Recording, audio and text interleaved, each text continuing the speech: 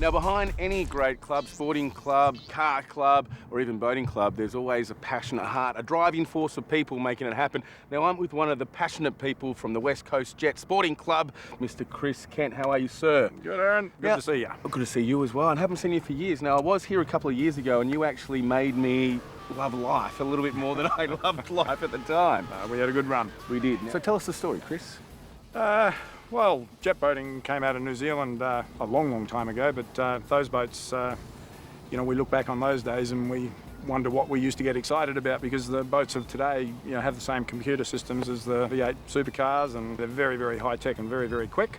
But the track came about, we actually staged one leg of the World Championships. So we purpose-built the track, and it's been here ever since. Okay. Now, building a track like this is a lot of hard work, and I would imagine a lot of money. So you would have raised the money, you would have got people involved that could have chipped in. Yeah, I think there was a few of us who were very big believers in the sport, so we all put in a sum of money each, built the track, got the World Series. We had an enormous crowd here. I think it's still the biggest crowd ever in jet sprinting history. It was 18 to 20,000 people. Thank you very much for your time. I'm going to ask you, have you done what we've asked for Dan Paris? Mate, it's all set up. He's in for a hell of a surprise.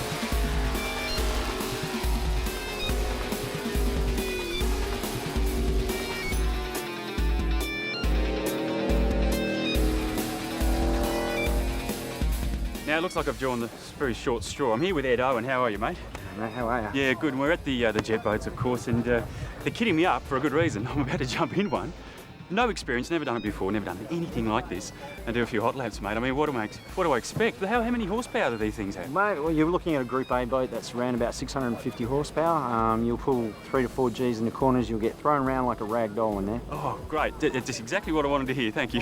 Yeah, you've got 3 different classes. You've got 350 class, which is the cubic inch of the motor, and then you go to these ones, which are 400. These are commonly called a Group A boat. Yep. Then you go to super boat, which is just insane horsepower. We're talking like 12 to 1600 horsepower, and that, you've got to have your game on to get on that one. So what kind of speeds are we getting up to? In a Group A boat, you'll roughly around about 130 to 150 k's an hour. Coming into turns, like we said before, you'll pull 3 to 4, maybe 5 Gs, depending on how quick you're going on that turn, and these things will turn.